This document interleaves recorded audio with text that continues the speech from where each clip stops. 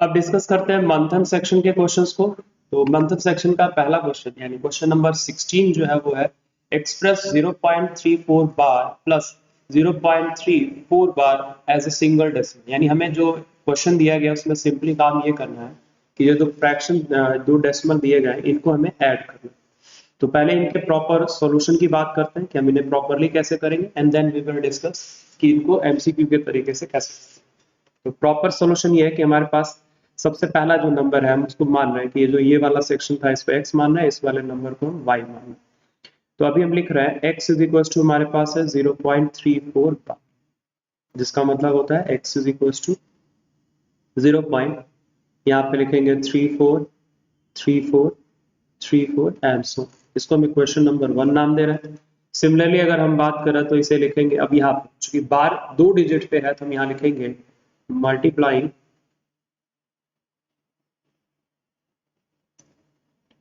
Equation 1 by 100। हम equation 1 को 100 से इंटू करें तो यहाँ पे आएगा 100x इज इक्वल टू, और हमारे पास आएगा 34.343434 and so that is second number equation. ये हमारी इक्वेशन नंबर 2। तो हमारे पास दो इक्वेशन हो गए। अगर हम इसे क्या करते हैं, अब जो काम करेंगे वो करेंगे कि हम क्या करना है कि इक्वेशन 2 में से बाई 2 माइनस इक्वेशन 1, दो इक्वेशन में से 1 को माइनस कर। तो इक्वेशन 2 को हम पहले लिखेंगे 100x and that is equal to होगा 34.3443434 और यहाँ पे लिखेंगे x को तो और इक्वल टू आ जाएगा आपके पास 0 पॉइंट, याद रखिएगा कि डेसिमल के नीचे डेसिमल लिखना तो आएगा 343434 and so. So finally separate करेंगे तो जब सेपरेट करेंगे तो हमारे पास वैल्यू आएगी 100 minus x, 100x minus x करेंगे तो आएगा 99x और इधर माइनस करेंगे तो आएगा 34 क्योंकि बाकी वैल्यूज तो जीरो है, 4 minus 4 zero, 3 minus 3 zero and so. So finally x की वैल्यू जो आएगी वो आएगी 34 अपॉन में 90। ठीक, तो ये वाली वैल्यू आ गई आपकी, ये आ गई आपकी 34 अपॉन 90। अब इसी तरह से हम निकालेंगे नेक्स्ट वैल्यू y। तो y इक्वल टू जो हमारे पास दिया गया है वो है 0. सेपरेट कर देते हैं। y इक्वल टू दिया गया है 0.34 एंड बार जो है वो केवल 4 पे। इसका मतलब हो गया कि y इक्वल टू है हमारे पास 0.3444 एंड सो। यहाँ सबसे पहले क्या करेंगे, हम लिखेंगे y, इसको इक्वेशन नंबर 1 दे देते हैं दोबारा से। याद रखेंगे इस वाले सेक्शन के लिए इक्वेशन नंबर 1। तो जब यहाँ पे लिखेंगे तो यहाँ लिखेंगे बाई 1 इनटू पहले 10, क्योंकि एक डिजिट है जिसमें बार नहीं है, यानी कि इससे ये होगा कि हमारा ये हो जाएगा 10y equals to 3.444 and so and that is going to be हमारा सेकेंड इक्वेशन। अब क्या करेंगे कि अभी भी हमारे पास फर्दर अगर हम माइनस करेंगे तो ये p बाई क्यू फॉर्मेट में कन्वर्ट नहीं होगा, इसलिए एक बार और हम इसे इंटू करेंगे इक्वेशन नंबर 2 को। इस बार हम इंटू करेंगे जितने डिजिट पे बार है उतने से, जैसे मान लीजिए एक डिजिट पे बार है तो हम 10 से इंटू करेंगे, 2 डिजिट पे बार होता तो हम 100 से करते जैसे यहाँ पे किया था हमने, अगर 3 डिजिट पे बार होता तो हम 1000 से करते। तो अभी हम यहाँ इंटू करेंगे 10 से अगेन। तो सेकेंड इक्वेशन को जब 10 से इंटू करेंगे तो आएगा 100y is equal to 34.444 and that will become third equation. इस बार अब हम लिखेंगे यहाँ पे बाई इक्वेशन 3 माइनस इक्वेशन 2। हम थर्ड इक्वेशन में से सेकेंड इक्वेशन को माइनस करेंगे। सो यहाँ पे पहले लिखेंगे 100y that is equal to 34.444 and so on. Finally यहाँ पे आएगा 10y इज इक्वल टू, यहाँ पे आ जाएगा आपके पास 3.444 और सेपरेट करेंगे तो माइनस करने के बाद ये आएगा 90y इक्वल टू 31। तो ये हमारी वैल्यू आ गई। अब इसके बाद हम आगे सॉल्व करेंगे तो यहाँ से y की वैल्यू जो आपको आएगी वो आएगा 31 अपॉन में 90 है, ये ध्यान रखिएगा। तो अब हमें x की और y की दोनों वैल्यू आ चुकी है। हमसे जो क्वेश्चन पूछा गया वो पूछा गया कि x plus y equal to क्या। तो x plus y equal to हो जाएगा 34/90 प्लस में लिखेंगे 34/99 एंड 31 अपॉन में होगा 90। दिन दोनों का एलसीएम लेंगे तो आएगा 990 आएगा। 99 से 990 को डिवाइड करेंगे तो आएगा 10 और ये हो जाएगा 340। प्लस में बात करेंगे, अब 90 से हम डिवाइड करेंगे 990 को तो हमारे पास आएगा 11 इंटू 31 करेंगे तो ये आएगा 341। तो हमारे पास ये आ चुका है। फर्दर इनको सिंप्लीफाई करेंगे तो ये आएगा 681 अपॉन में आएगा 990। जिसको आप डिवाइड करेंगे तो आपके पास आंसर आएगा 0.6878787 एंड सो, जिसे आप लिख सकते हैं 0.687 और 787 के बाद। तो जो ऑप्शन आपको मिल रहा है वो ऑप्शन है डी। अब आप सोच रहे होंगे कि सर इतना बड़ा क्वेश्चन आपने एमसीक्यू पे दे रखा है तो कैसे होगा। तो ये तो मैंने आपको बताया है कि आप इसको कैसे अप्रोच करेंगे पीएस के लिए। तो इस तरह से आप इसका आंसर निकाल सकते हैं। अब हम इसके एक और दूसरे तरीके पर बात करेंगे जिसमें हम ये डिस्कस करेंगे कि हम बड़े आसानी से इजीली कैसे डिस्कस कर सकते हैं। अब सेकेंड मेथड को हम डिस्कस करने जा रहे हैं जिसमें हम इजीली एमसीक्यू टाइप क्वेश्चंस कर सकते हैं। बट इसमें एक खास बात ध्यान रखना है, इसमें एक ट्रैप है जिसमें आप कभी कभार गलती भी कर सकते हैं। इसलिए जो हमने पिछला मेथड बात किया है वो हमारा जो लास्ट मेथड था या जो पहला मेथड हमने जिस पर डिस्कशन किया that was the conventional method, उसमें आपको कभी भी कोई भी गलती नहीं होगी। लेकिन इस मेथड में एक केस है जिसमें आप गड़बड़ी कर सकते हैं। तो अभी हम सॉल्यूशन की बात करें तो सॉल्यूशन में लास्ट टाइम हमने इसको x मान लिया था, ये हमारा y था। तो अगर हम बात करें x इज इक्वल टू, तो ये है 0.34 बार, जिसे आप लिख सकते हैं x equal to 0.343434 and so. उसी तरह से अगर आपसे पूछा जाए y इक्वल टू, तो क्या लिख सकते हैं 0.34 बार है, इसे लिख सकते हैं y equal to 0.3444 and 4 and so. तो अब अगर मैं बोलूं इन दोनों को मुझे ऐड करना है तो मैं ऐड करने के लिए इनको एक साथ लिख रहा हूँ।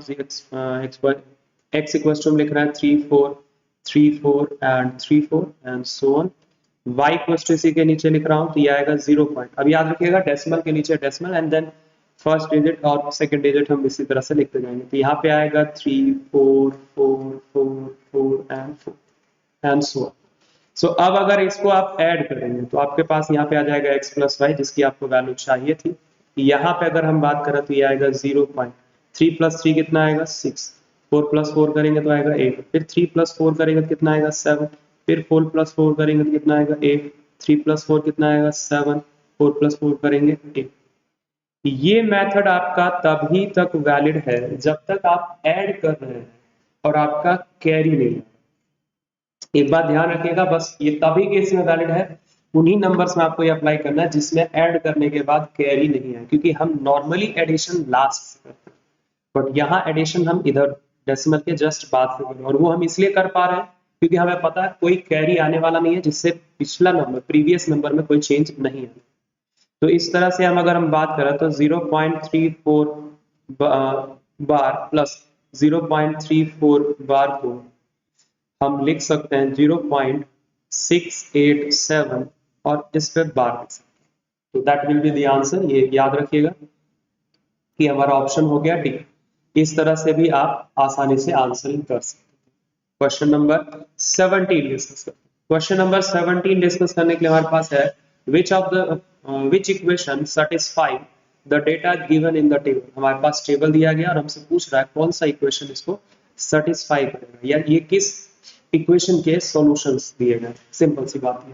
तो इसके लिए हम क्या करेंगे, हर एक वैल्यू को इक्वेशंस में रख के चेक करेंगे कि किस पे आंसर मैच कर रहा है या किस पे आंसर मैच नहीं कर रहा है। ठीक, तो अभी हम ऑप्शन ए पिक कर रहे हैं और ऑप्शन ए पे मैं -1,3 पुट कर। तो अगर ऑप्शन ए में -1,3 पुट करेंगे तो y की जगह आएगा -3 और x की जगह हम पुट करेंगे तो हमारे पास आ जाएगा कितना -1 एंड -2, ये दोनों मैच कर गए क्योंकि -3 इज इक्वल टू कितना आएगा, -3। ऑप्शन पहला पेयर हमारा ये सेटिस्फाइड। अब हम सेकंड ऑप्शन की बात करें। सेकंड पेयर में अगर दिया गया है 0, -1, अगर मैं राइट साइड में -1 लिखता हूं और यहाँ पे बात करें लेफ्ट में बात करें तो ये हो जाएगा कितना, 0 -2 हो जाएगा। तो ये वाली वैल्यू जो है ये -1 इज नॉट इक्वल टू होगा -2, ये बराबर नहीं है, यानी फर्स्ट ऑप्शन हमारा आंसर नहीं हो सकता। अब हम बी वाले में इसी तरह से चेक करेंगे। तो बी में अगर मैं x की वैल्यू और y की वैल्यू पुट करता हूँ तो जो LHS आएगा पहले अगर मैं बात करूँ तो y इक्वल टू आएगा दैट इज -3 आने वाला। LHS RHS की चेक करते हैं वैल्यू।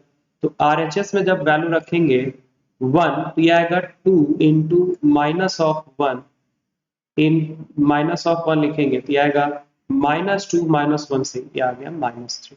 ये दोनों सेम आ गए तो इसलिए ये भी क्या हो जाएंगे, हमारी वैल्यू है, इसका सोल्यूशन है। अब सेकंड वैल्यू चेक करते हैं। तो सेकंड वैल्यू जब हम चेक करेंगे तो हमें क्या मिलेगा, LHS में जब हम चेक करेंगे तो y की वैल्यू हमारे पास दिया गया है -1, y की जगह पे कितना रख देंगे, -1। लेकिन RHS की जब हम बात करेंगे तो RHS में जब वैल्यू रखेंगे तो कितना है, 2 इंटू 0 -1 रखेंगे तो ये हो जाएगा -, यानी ये वैल्यू भी सही है गई। अब हम थर्ड वैल्यू चेक, ये हमने फर्स्ट वैल्यू चेक की, फर्स्ट पेयर ऑफ, ये सेकंड पेयर हमने चेक किया। नाउ हम थर्ड वैल्यू पेयर चेक करेंगे 1 और 1। तो LHS की वैल्यू y है और ये वैल्यू डायरेक्टली 1 के बराबर हो जाएगी। RHS की बात करेंगे तो RHS जो आएगा वो आएगा 2 into 1 minus 1 and that is going to be equal to 2 minus 1 and finally आएगा।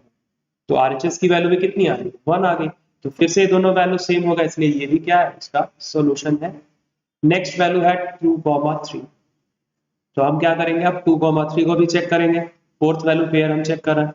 तो 2,3 करने के बाद जब हमारे पास आएगी वैल्यू तो यहाँ LHS की वैल्यू जो आएगी वो आएगा y इक्वल्स टू है 3, तो इसे LHS 3 आ जाएगा। RHS की बात करेंगे तो RHS जो आएगा वो क्या आएगा, वो आएगा 2 इंटू 2 माइनस ऑफ 1 आएगा। तो 2 इंटू 2 करेंगे तो कितना आएगा, 4, माइनस ऑफ 1 करेंगे तो आएगा 3। फाइनली RHS फिर से क्या आ गया, सेम आ गया। तो हर बार LHS RHS सेम आने की वजह से ये भी क्या है, इसका सॉल्यूशन है। तो जो हमारा आंसर होगा वो होगा option B, that is our correct answer. 17 question में आपको हर एक में वैल्यू रख के चेक कर लेना है कौन सा वैल्यू सेटिस्फाई कर रहा है, कौन सा वैल्यू सेटिस्फाई नहीं। जो सॉल्यूशन नहीं होंगे उस इक्वेशन, जिस वही वैल्यू पे इक्वेशन पे आंसर LHS RHS सेम नहीं आएंगे उस इक्वेशन को हम डिस्कार्ड कर देंगे, वो हमारा आंसर नहीं हो सकता। इस तरह से आप कर सकते हैं। अब बात करते हैं क्वेश्चन नंबर 18 पे। क्वेश्चन नंबर 18 है if the point 3,4 lies on the graph of equation. तो अगर हमारे पास यहाँ सॉल्यूशन में हम बात करें तो सॉल्यूशन में हम बात करें तो सबसे पहले हमें एक पॉइंट दिया गया 3,4 जो कि लाई कर रहा है ग्राफ को। तो अगर मान लीजिए लाइन की ग्राफ ये है, मान लेते हैं ये इस इक्वेशन की लाइन है, तो इस पॉइंट पे लाई कर रहा है। तो हमने पिछले क्वेश्चंस में भी देखा है और आपको पता भी होगा कि जो भी पॉइंट इक्वेशन की ग्राफ पे लाई करता है वो उसके सॉल्यूशन होते हैं, यानी कि वो इनडायरेक्टली बोला है कि 3,4 जो है वो एक सॉल्यूशन है किसका, equation 3y equal to ax plus 7। तो हमसे पूछ रहा है कि देन वैल्यू ऑफ a की वैल्यू क्या। तो इसके लिए हम क्या करेंगे, लिखेंगे यहाँ पे सिंस 3,4 जो है वो क्या है, इज अ सॉल्यूशन। किसका सॉल्यूशन है, तो 3y equal to ax plus 7 का सॉल्यूशन।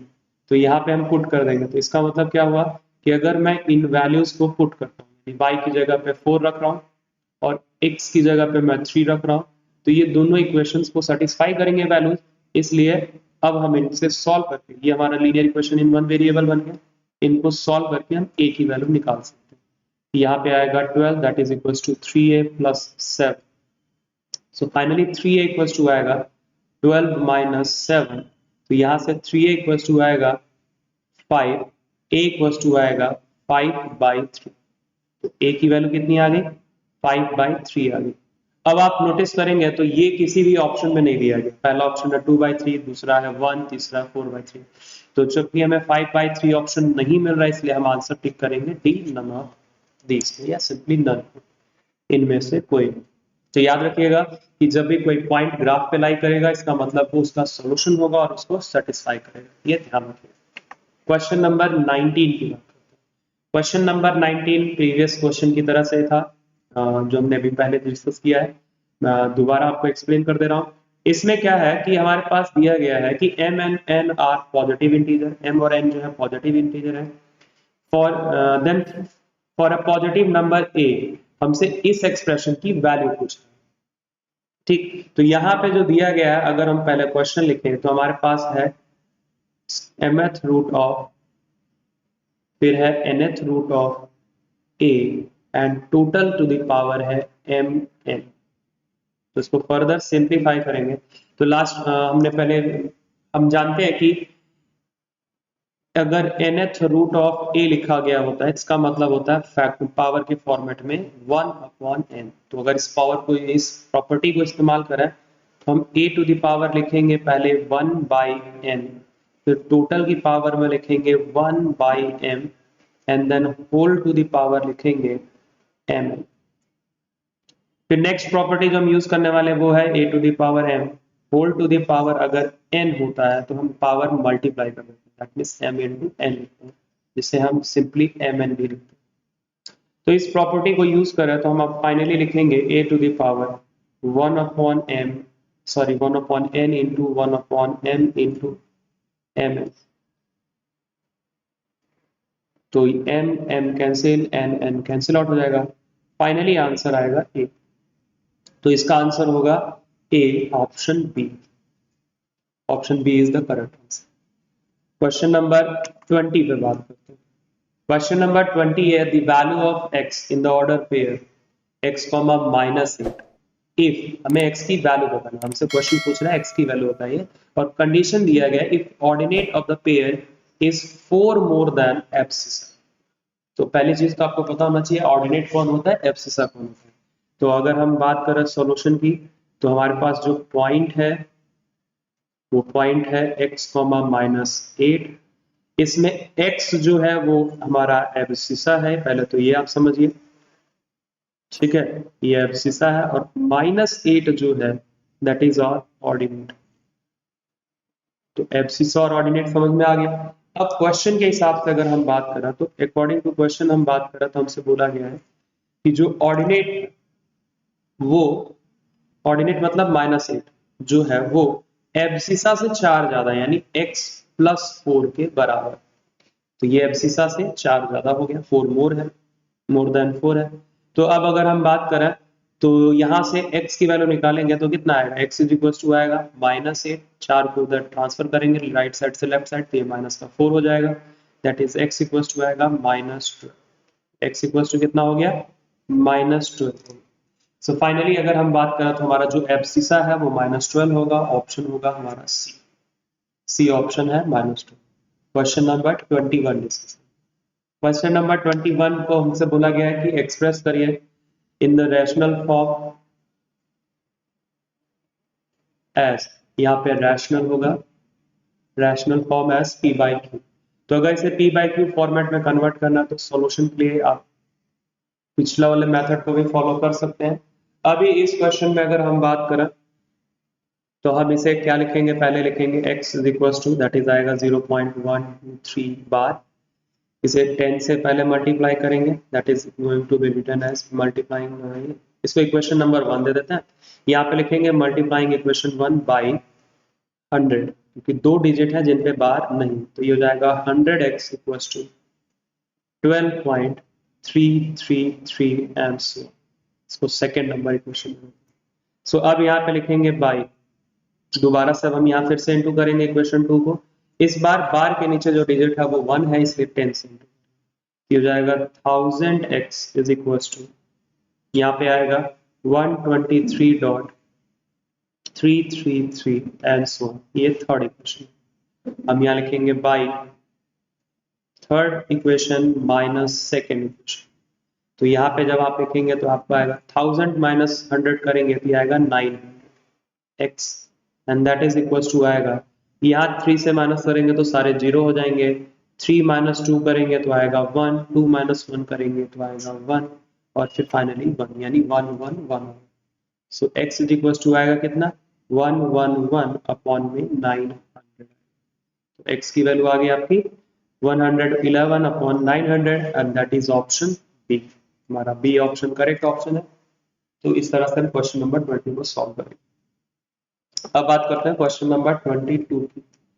क्वेश्चन नंबर 22 जो बिलोंग करता है वो है कोऑर्डिनेट ज्योमेट्री से चैप्टर से। कोऑर्डिनेट ज्योमेट्री के हिसाब से बात करें तो इसमें बोला गया है ऑन प्लॉटिंग पॉइंट 2 0, 0। तो सबसे पहले तो हम अपने एक्सेस ड्रॉ कर लेते हैं। ये हमारा y एक्सेस हो गया, ये x एक्सेस हो गया, ये ओरिजिन है जिसका कोऑर्डिनेट होता है 0, 0। तो ये हो गया 0, 0 यानी O पॉइंट।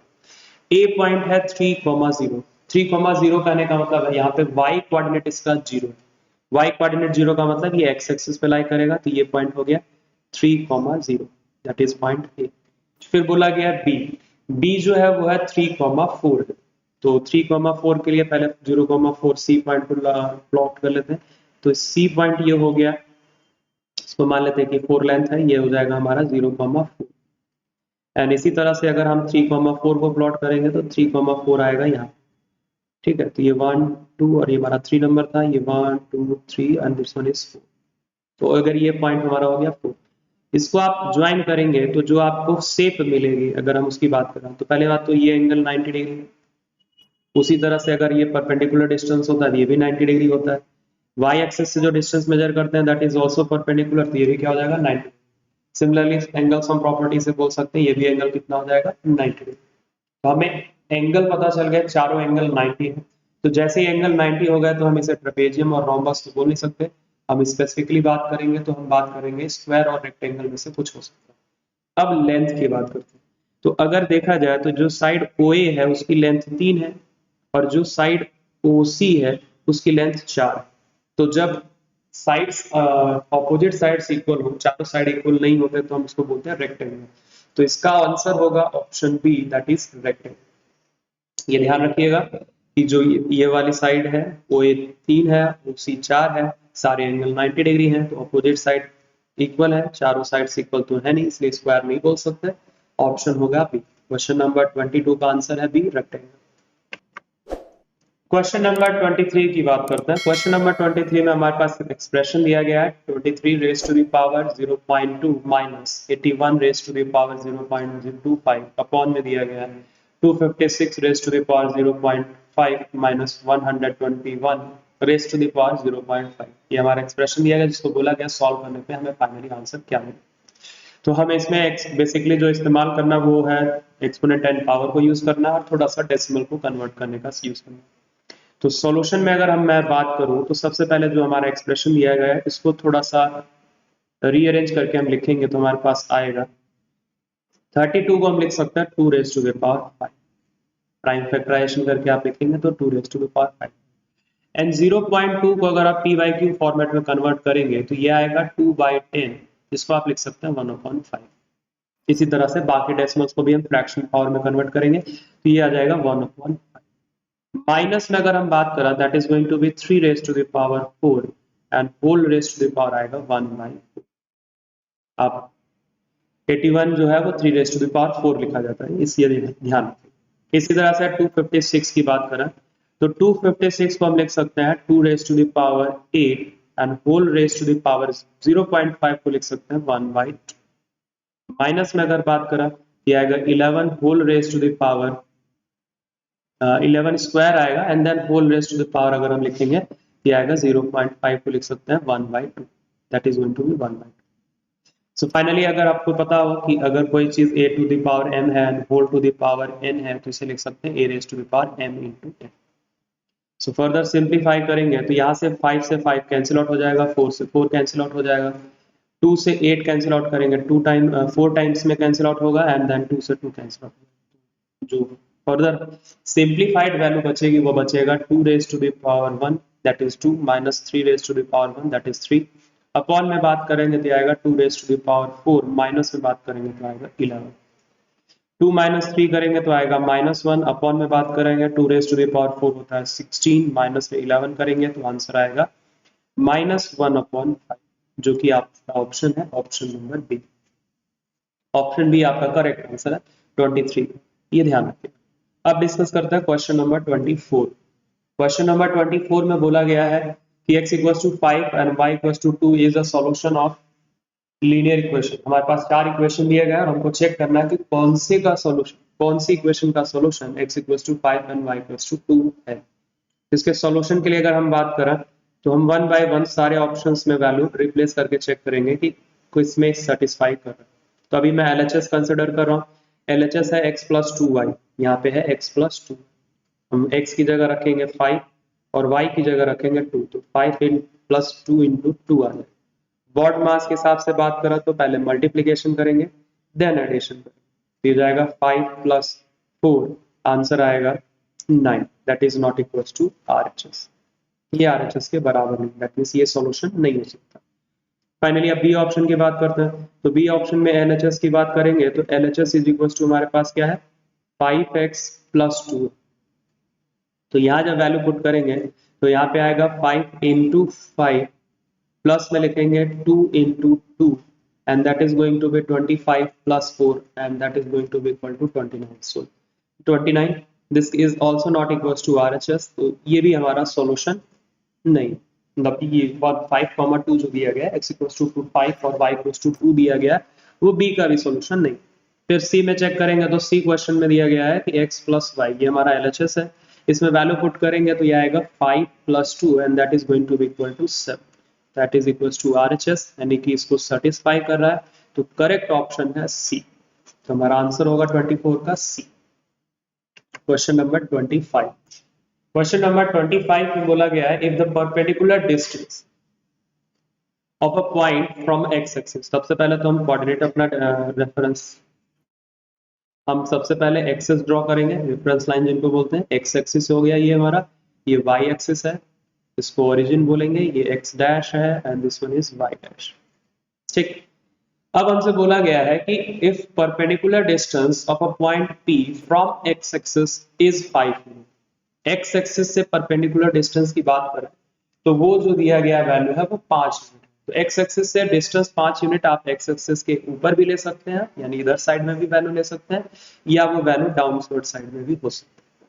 फिर आगे बोला गया and the foot of the perpendicular lies on negative direction of x, यानी जो फुट है वो नेगेटिव डायरेक्शन में लेना, यानी कि ये फर्स्ट क्वाड्रेंट में हो सकता है, इधर सॉरी सेकंड क्वाड्रेंट में हो सकता है, या फिर थर्ड क्वाड्रेंट में, क्योंकि नेगेटिव परपेंडिकुलर जो है वो नेगेटिव एक्सिस पे लाई कर, यहाँ पे बोला गया है the foot of the perpendicular lies on the negative x axis.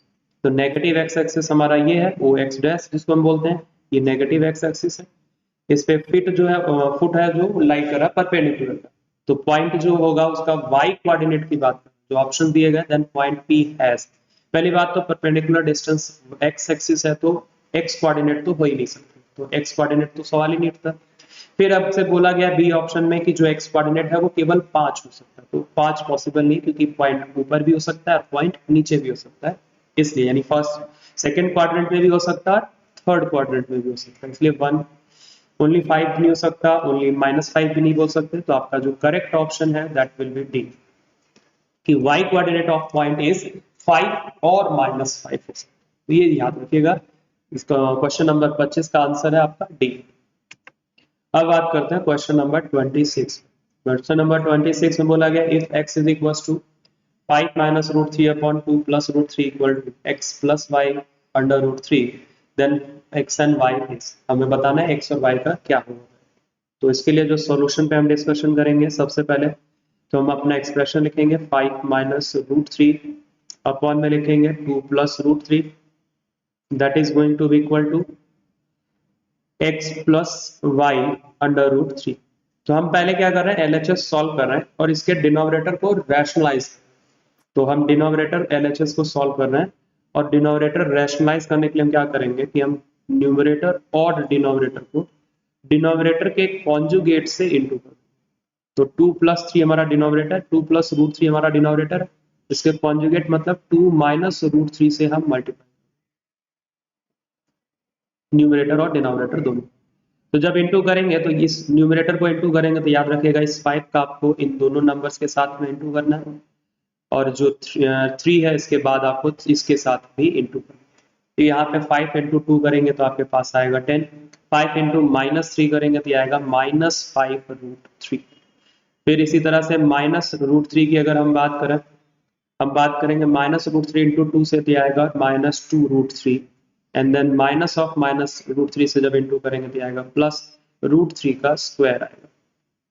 Finally denominator में बात करें तो यहाँ है a प्लस बी, यानी 2 प्लस √3 है और इंटू में 2 -√3 है, a plus B into a minus B करते हैं तो a स्क्वायर आता है, यानी 2 का स्क्वायर माइनस में लिखेंगे √3 यानी b का स्क्वायर लिखेंगे। फर्दर सिंप्लीफाई करेंगे इसको तो हमारे पास आएगा 10, माइनस में बात करें तो -5√3 -2√3 हो जाएगा -7√3 हो जाएगा, एंड देन प्लस में आएगा 3। टोटल डिनोमिनेटर में बात करें तो ये आएगा 4 माइनस √3 का स्क्वायर करेंगे तो आएगा 3।